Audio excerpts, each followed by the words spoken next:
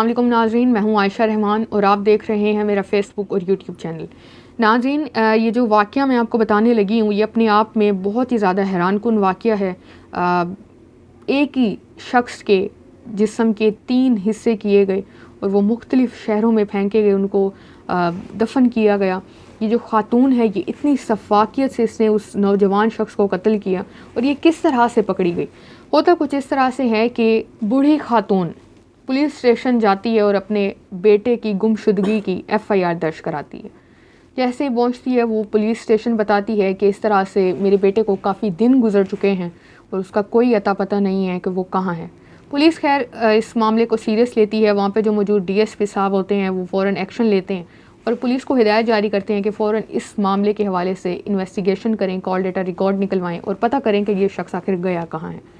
जब पुलिस इस तरह से इन्वेस्टिगेशन शुरू करती है, कॉल डेटा रिकॉर्ड्स मंगवाती है और मुख्तलिफ इस खातून से भी सवाल किए जाते हैं, तो ये खातून बताती है, पुलिस पूछती है कि आखिरी बार जब ये शख्स घर में मौजूद था तो कोई किसी तरह से इसकी कोई बात हुई हो किसी से, या कोई फ़ोन कॉल आई हो या कोई इस तरह का मामला हो तो हमें बताएं, क्योंकि कोई भी इस वक्त ऐसा क्लू मिले जिससे पता चलाया जा सके ये शख्स कहाँ गया।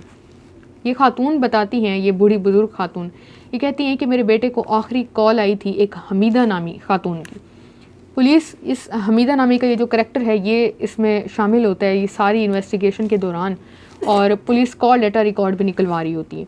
कॉल डेटा रिकॉर्ड में हमीदा से जो बात हुई होती है ये आखिरी की आखिरी कॉल होती है। इसके बाद कोई किसी से रब्ता नहीं हुआ होता इस नौजवान का, ना कोई कॉल आई होती है, ना कोई अता होता है, ना पता होता है। पुलिस करती कुछ इस तरह से है कि कॉल डेटा रिकॉर्ड की मदद से ही इस हमीदा की तमाम डिटेल्स निकलवाती है, इसका पता करती है और पता चलने पे इब्तिदा में तो यही मालूम होता है कि ये खातून इनकी दूर की कोई रिश्तेदार है और ये खातून जहाँ पे रहती होती है वहाँ पे इस वक्त मौजूद नहीं है।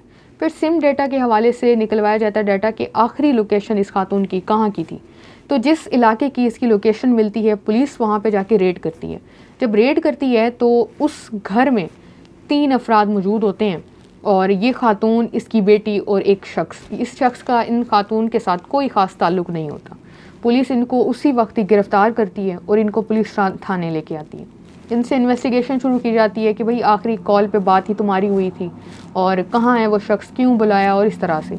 ये खातून बड़ी चालाक खातून होती है और शुरू में तो ये बड़ी टाल मटोल करती है और बातों को घुमा घुमा के पुलिस को बताती है, लेकिन आगे फिर पुलिस होती है। पुलिस मुख्तलिफ सवाल करती है और पूछती है कि इस शख्स से आपका ताल्लुक़ कब से है और कैसे जानती हो, सारे मामला।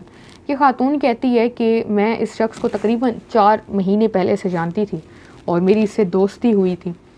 शुरू में मेरी और इसकी दोस्ती बड़ी ज़्यादा गहरी थी, लेकिन आखिर में वो कहती है कि मेरी एक बेटी भी है। इस शख्स की मेरी बेटी पे नज़र थी, इस नौजवान की, और मेरी बेटी से इसकी दोस्ती ज़्यादा गहरी होने लगी थी, जो चीज़ मुझे अच्छी नहीं लग रही थी। ये वो खातून बताती है पुलिस को।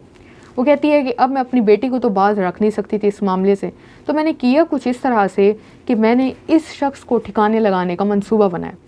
अब ये खातून मंसूबा बनाती है, ये इस कहानी के दौरान, इस सारे वाक़े के दौरान एक और इंकशाफ भी करती है। ये कहती है कि इस शख्स को कत्ल करने से कबल ही मैंने, जब मेरी पहली शादी हुई थी और उस शख्स से ये अब अलहदा है और अलग घर में रिहाइश पजीर है, ये कहती है कि मैंने अपनी सास और अपनी देवरानी को भी कत्ल करवाया था। पुलिस ये सुन के बड़ी हैरान होती है और मज़ीद इससे सवालात करती है कि सबसे पहले पूछा जाता है कि वो नौजवान इस वक्त कहाँ है।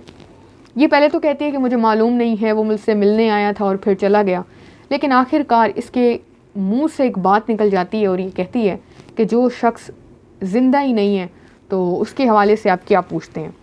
जब ये बात करती है तो पुलिस बड़ी हैरान होती है और पुलिस इससे ज़ोर दे के जब उगलवाती है तो ये खातून एतराफ़ कर लेती है कि उस शख्स का तो कत्ल हो गया।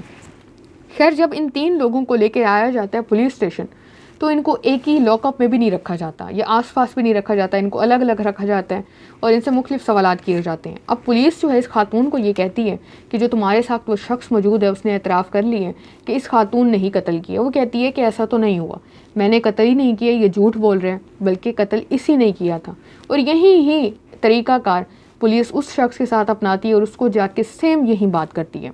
वो कहता है कि मैंने कत्ल नहीं किया, मैंने तो सिर्फ़ उसके सीने पे चढ़ के उसका गला काटा था। ये वो शख्स एतराफ़ कर लेता है और कहता है कि असल जो नाश्ते में उसको जहर दिया गया था वो इस खातून ने दिया था। यहाँ से सारे मामला खुल जाता है और ये कहते हैं कि पहले हमने किया, ये खातून जैसे कहती है कि मेरी बेटी पे इसकी नज़र थी और मेरी बेटी से इसकी दोस्ती हो गई थी, तो अब मैं अपनी बेटी को तो काबू कर नहीं सकती थी, तो मैंने यही सोचा कि इस शख्स का ही कत्ल कर दूँ।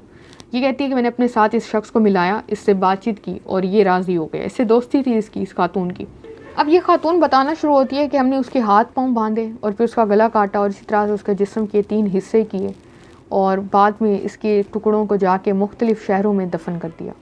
पुलिस उन तमाम इलाकों के जो थाने होते हैं उनसे रब्ता करती है और जिस जिस जगह ये खातून बताती है कि हमने इस नौजवान के बॉडी पार्ट्स को दफन किया था, वहाँ पे जाके खुदाई करवाती है और जो सारा होता है वो प्रोसेस शुरू करती है अपनी इन्वेस्टिगेशन का। और इस खातून से जो अपनी वालदा, जो बूढ़ी खातून अपने बेटे की गुमशुदगी की इतला, गुमशुदगी की रिपोर्ट दर्ज कराने आई होती है, उससे डीएनए मैच कराया जाता है तो वो मैच कर जाता है। ये तो थी यहाँ तक की, और ये इंतहाई अफसोसनाक है। आप इस खातून की सफाकियत देखें और इन वाक़यात को रिपोर्ट करते हुए मैं हैरान होती हूँ कि लोगों में इतने जिगरे कैसे आते हैं कि वो एक ज़िंदा लोगों को, इंसानों को कत्ल कर देते हैं। जानवर भी नहीं है, इंसान, जानवर को भी कत्ल करते हुए इंसान का दिल कांप रहा होता है, ये तो फिर भी इंसान है।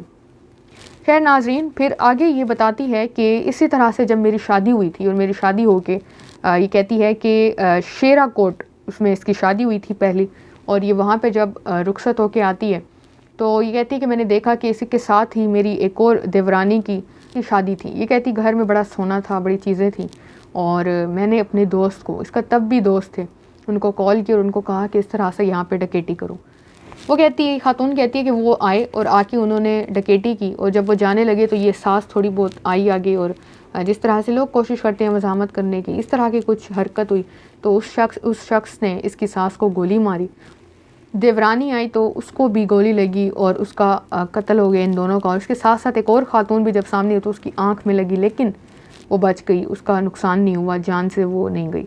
तो जब पुलिस मज़ीद इन्वेस्टिगेशन करती है, डीएसपी साहब मज़ीद जब पता करते हैं कि बताएं इस तरह का क्या मामला पेश आया था, तो पुलिस भी कंफर्म करती है कि जी हाँ ऐसा वाक़या रिपोर्ट हुआ था, लेकिन ताहाल इसमें कोई पेशरफ्त नहीं हुई थी। तो ये देखें आजकल के बड़े एक हैरानकुन वाक़यात हैं और ये इंतहाई अफसोसनाक वाक़या है। आपकी इस हवाले से क्या राय है? अपनी कीमती राय लाजमी दिया करें, अपना फ़ीडबैक लाजमी दिया करें, अपना ख्याल रखें। अल्लाह हाफ़िज़।